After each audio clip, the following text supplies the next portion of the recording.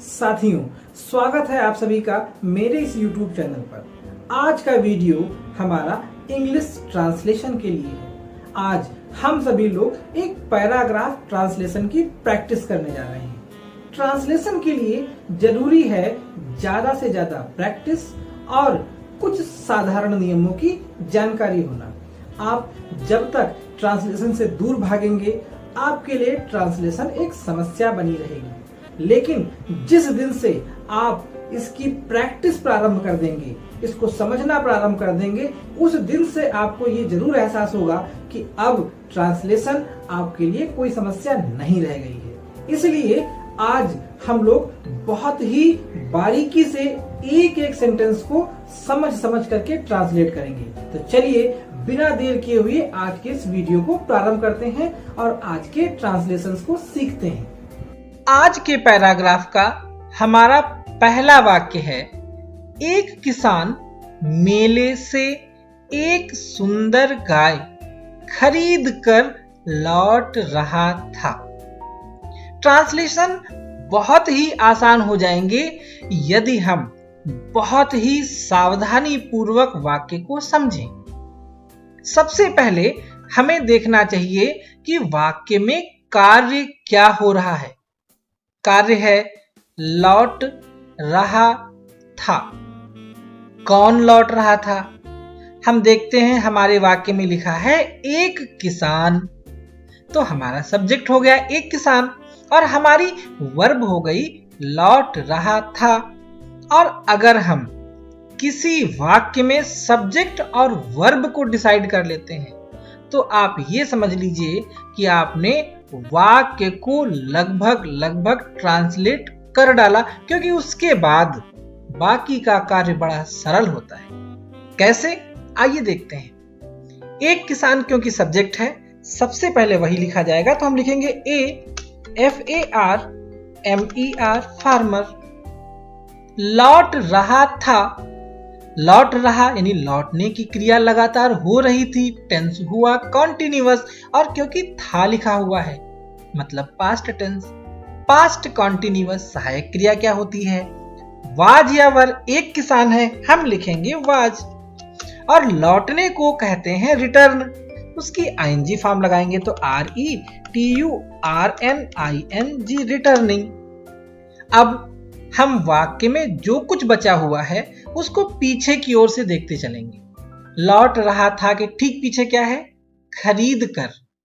खरीद कर, देखिए जिसमें कर लगा हो वो या तो इन्फिनिटिव में बनेगा या फिर जीरंड में बनेगा। जाकर, पढ़कर, दौड़कर, ये सब जीरंड या इन्फिनिटिव से हम बना सकते हैं। अब देखिए, क्योंकि हमने यहां पर वर्ब की ING फॉर्म लगाई है तो हम यहां पर जीरंड को अवॉइड कर सकते हैं, क्योंकि जीरंड में ING लगाई जाती है। हम यहां पर इन्फिनिटिव का प्रयोग कर लें तो हम कहेंगे टू, और खरीदना मतलब BUY, बाई। टू बाई मतलब खरीद करके। अब उसके पीछे क्या लिखा है? एक सुंदर गाय।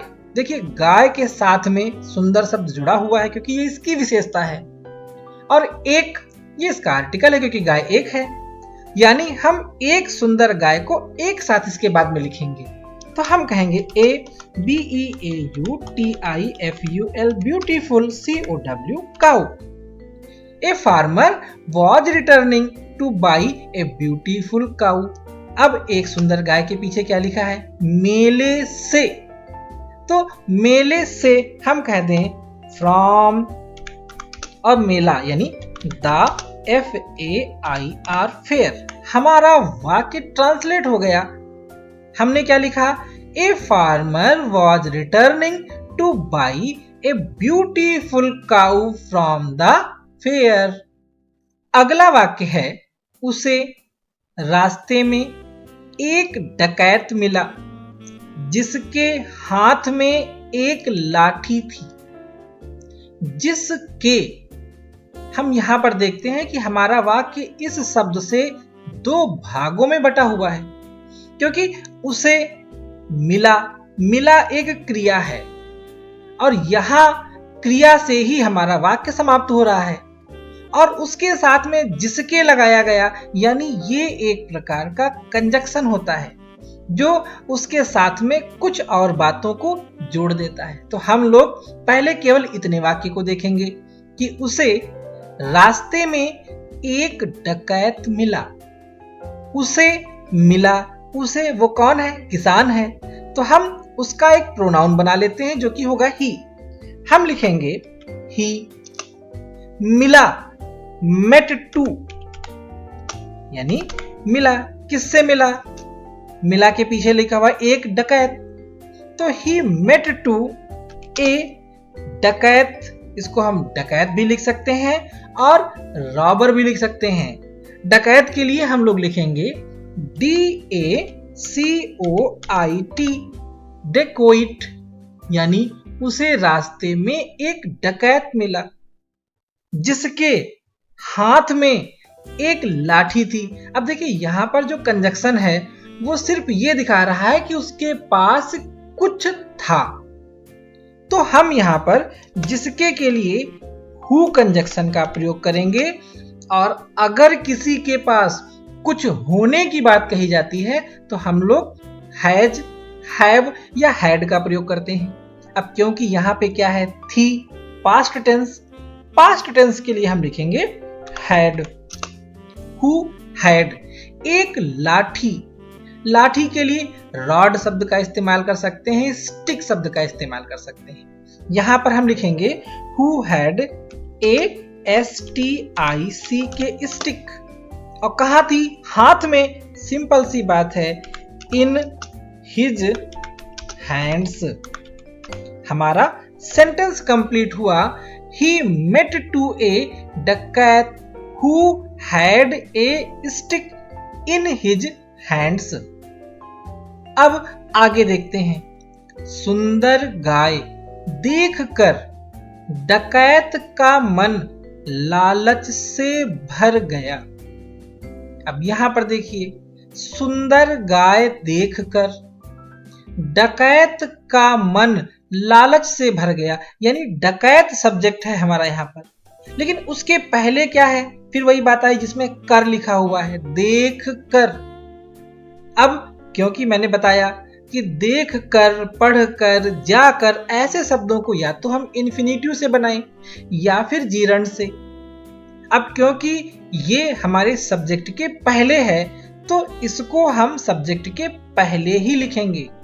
देख कर हम लिखेंगे LOOKING, लुकिंग। क्या देख करके? सुंदर गाय। सुंदर गाय के लिए हम लिख दें the BEAUTIFUL, beautiful cow. Looking the beautiful cow, comma लगा दें। यहां पर ध्यान दें, सुंदर गाय के लिए अब हमने आर्टिकल द का प्रयोग किया, क्योंकि जिस गाय का यहाँ पे जिक्र किया जा रहा है अब वो कोई अननोन ऑब्जेक्ट नहीं है। उसके बारे में हम पिछले वाक्य में जान चुके हैं। तो जब हम किसी को पहली बार लिखते हैं तो उसके साथ में हम ए या एन को लगाते हैं, लेकिन जब हम उसके आगे कोई बात कहते हैं तो वही ए या एन दा में बदल जाता है। तो सुंदर गाय को देखकर, लुकिंग द ब्यूटीफुल काउ, डकैत का मन लालच से भर गया। तो डकैत का मन, हम यहां पर सिर्फ ये कह दें कि डकैत को लालच आ गया, तो हम लिख दें द DACOIT, डकैत, फिल्ड माने भर गया, विद ग्रीड, GREED, ग्रीड। और हमारा ये वाक्य कंप्लीट हो गया। डकैत का मन लालच से भर गया, यानी यहां पर ऐसी कोई चीज नहीं जिसमें कुछ भरा जा सकता हो, क्योंकि डकैत के अंदर लालच की भावना आई है। तो हमने उस सेंस का इस्तेमाल करते हुए ये लिखा है कि द डकैत फिल्ड विद ग्रीड, धमकाते हुए उसने किसान से कहा, कामा इन्वर्टेड कामा, यह गाय तो मेरी है। ट्रांसलेशन में सबसे सरल वे वाक्य होते हैं जो कामा और इन्वर्टेड कामा के साथ लिखे होते हैं, क्योंकि इसमें हम जिस तरह से वाक्य टुकड़ों में लिखा होता है उसको आसानी से ट्रांसलेट कर सकते हैं। अब कामा से पहले का जो हिस्सा है, धमकाते हुए उसने कहा यानी उसने सब्जेक्ट है, जिसमें ने लगा हो वही सब्जेक्ट होता है। करता ने यानी कर्ता का कारक चिन्ह ने होता है। अब सब्जेक्ट के पहले जो लिखा हुआ है हम उसको पहले ही लिखेंगे। धमकाते हुए ये वैसा ही है जैसे धमका करके, तो धमका कर या धमकाते हुए को हम जीरण से ही बनाएंगे। हम कहेंगे धमकाने को मतलब होता है चेतावनी देना, तो हम कहेंगे GIVING giving, AWARNING warning, giving a warning, धमकाते हुए। उसने किसान से कहा, अब उसने और कहा है किसान से, तो हम सिंपली लिख दें कि he said to the FARMER farmer, comma लगा दें और इसके बाद में इन्वर्टेड कामा शुरू कर दें और आगे कह रहा है कि यह गाय तो मेरी है। हम कहेंगे यह गाय यानी this cow, this cow is mine मतलब मेरी, और हम फुल स्टॉप लगा करके इन्वर्टेड कामा बंद कर देंगे। दिस काऊ इज माइन, यह गाय तो मेरी है। इसे छोड़ दे और अपना रास्ता नाप।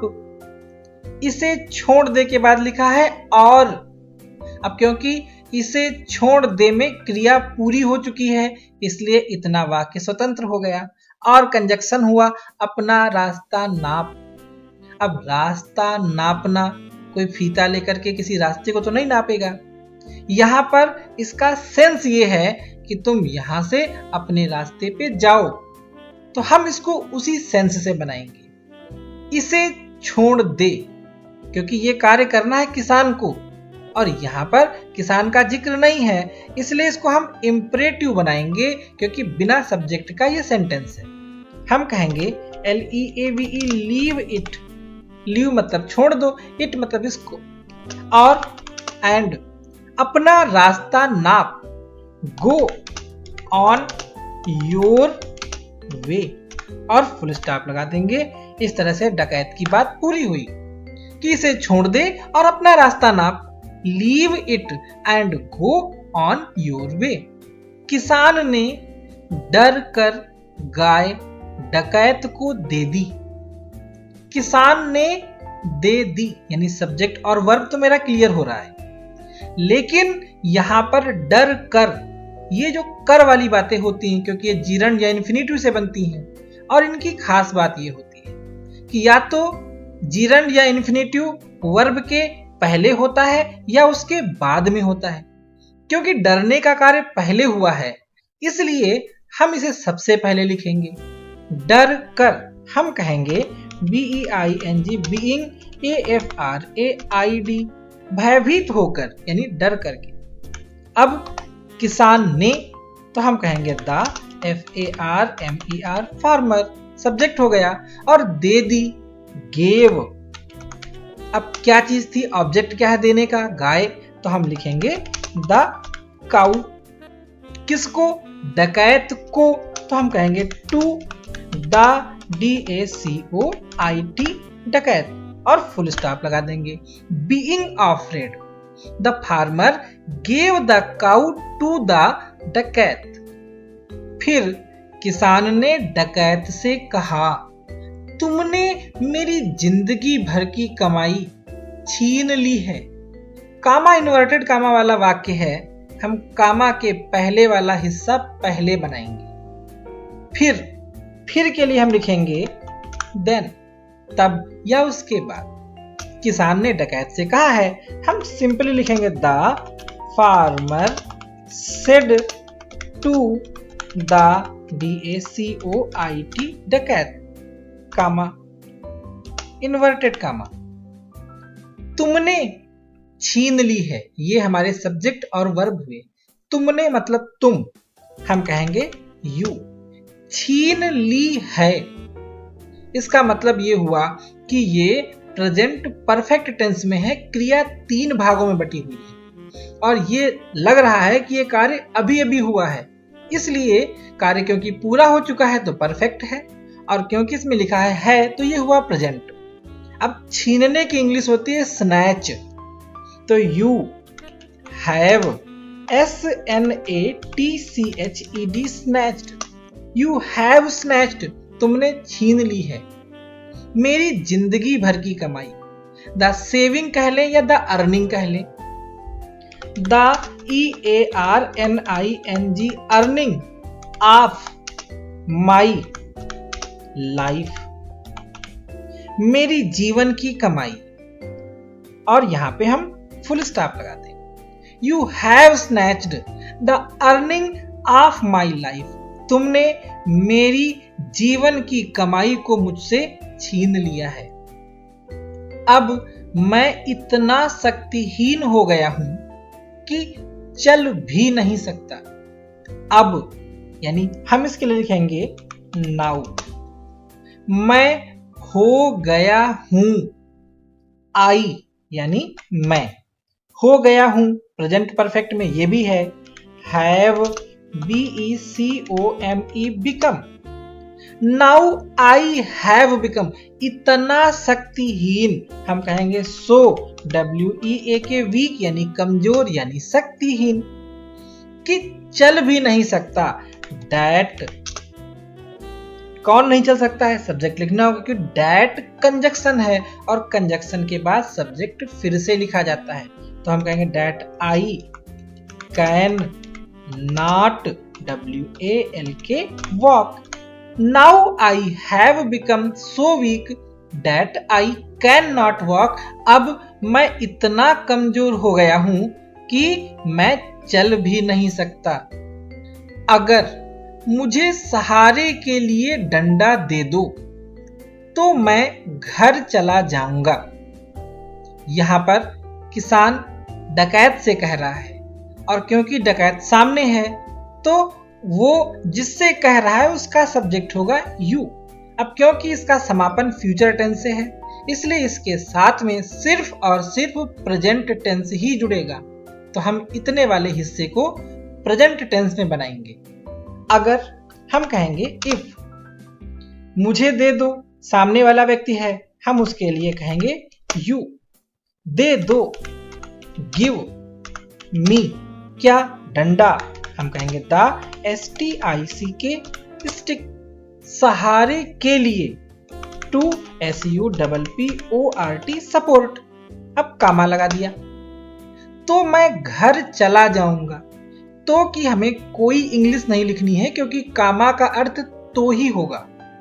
मैं घर चला जाऊंगा, मैं मतलब आई, चला जाऊंगा SHALL सैल के साथ में लिखेंगे गो और घर यानी home. I shall go home. हम फुल स्टॉप लगा करके इन्वर्टेड कामा क्लोज कर देंगे। If you give me the stick to support I shall go home. डकैत ने किसान की बात मान ली। बात मान ली यानी उसकी शर्त को स्वीकार कर लिया। हम इसको ऐसे बनाएंगे, हम कहेंगे the dacoit accepted, ACCEPTED accepted यानी स्वीकार कर लिया, बात मान ली।